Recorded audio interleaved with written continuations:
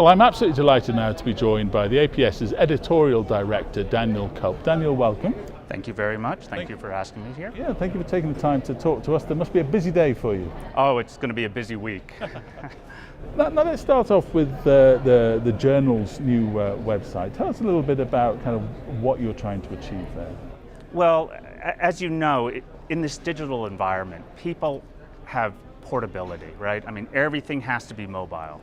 And so what we felt is that we were a little behind the curve. And so we needed to find a way of interacting with our readers in a wider variety of environments. So there's two ways of doing it. You can either create a bunch of apps for each device, whether Android or iPhone, or you can create something which is a website that interacts with what you're looking at it with, and that's called responsive design. And so we've moved in that direction to make sure our content is available, no matter what device our readers are using. Now I know you publish something like 18,000 papers a year, don't you? That's a lot of papers. Yes, it is. But you're always looking for ways to kind of make sure that you represent all your members, aren't you? And you've got some quite recent additions to that. Absolutely. Being a member organization, being a society, and being run by our members, we like to expand our portfolio of journals to sort of follow their interests. Now, one of our largest units, which is the Forum on Industrial Applied Physics, really there seemed to have been a gap in what we covered that didn't really respond to their needs. And so we created a journal, Physical Review Applied, just launched last week, published its first papers on Thursday, and we're hoping that that will be a place for these applied physicists to publish and stay with the APS. And how's that launch gone?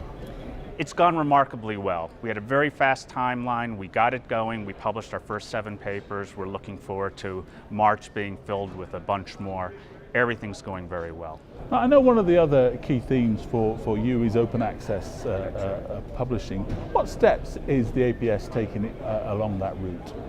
Well, we're taking a lot of steps, but in publishing specifically, we noticed that there seemed to have been a gap in this open access field. Sort of a high-level, highly selective journal in physics that's completely open access. And so a few years ago, in 2011, we launched Physical Review X.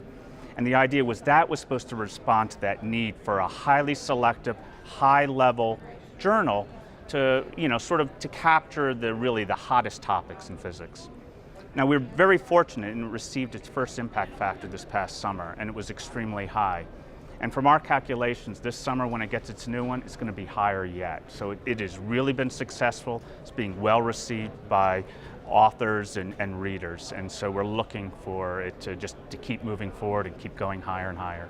Well, Daniel, thank you very much indeed for joining us today. Really appreciate it, and I hope you enjoy the conference. Well, thank you very much.